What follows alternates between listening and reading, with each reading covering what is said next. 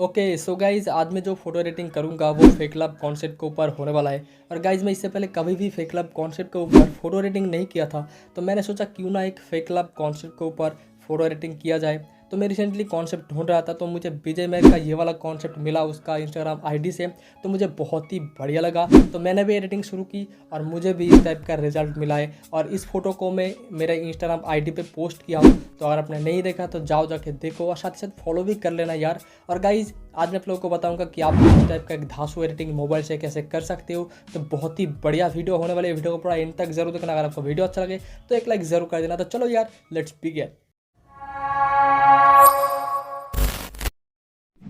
तो गाइज सबसे पहले आपको पिक्सआर्ट एप्लीकेशन ओपन करना है, उसके बाद जाना है प्रोफाइल सेक्शन में, उसके बाद आपको थ्री डॉट के ऊपर क्लिक करके सेटिंग्स पे जाना है। और यहाँ पर आपको देखना है आपका मैक्स इमेज साइज 8 मेगापिक्सल है कि नहीं, क्योंकि यहाँ पर कई बार जो है 5 मेगापिक्सल हो जाता है। तो 8 मेगापिक्सल करके आपको ओके कर देना है, उसके बाद बैक चला जाना है। तो इससे थोड़ा बहुत फ़र्क पड़ेगा, आपकी फ़ोटो में अच्छा बनेगा आपकी फ़ोटो, ठीक है।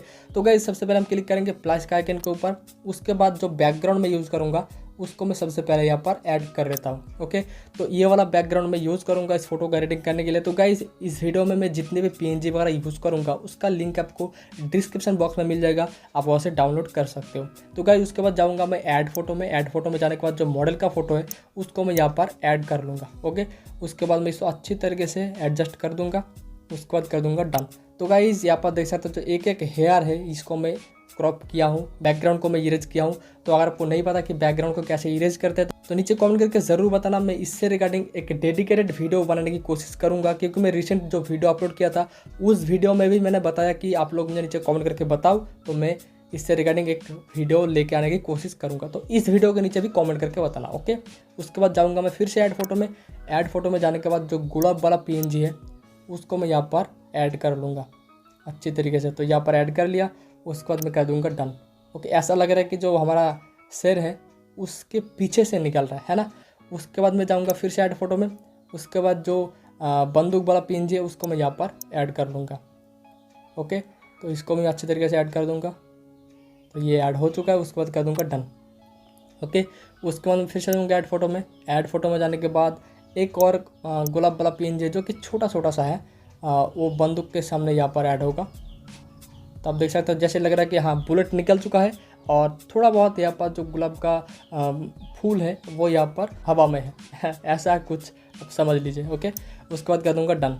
ओके, उसके बाद जाऊँगा ऐड फोटो में, ऐड फोटो में जाने के बाद एक एक्स्ट्रा हेयर है जो कि ये जो हेड से निकल रहा है जो हमारा फूल, उसको यहाँ पर थोड़ा सा जो है ब्लॉक करेगा। ऐसा लग रहा है, आप देखो ऐसा लग रहा है कि हाँ सिर से निकल रहा है फूल, ऐसा लग रहा है। अब देखो एक्स्ट्रा जो हेयर है उसको ऐड करने का यही मोटिव था मेरा।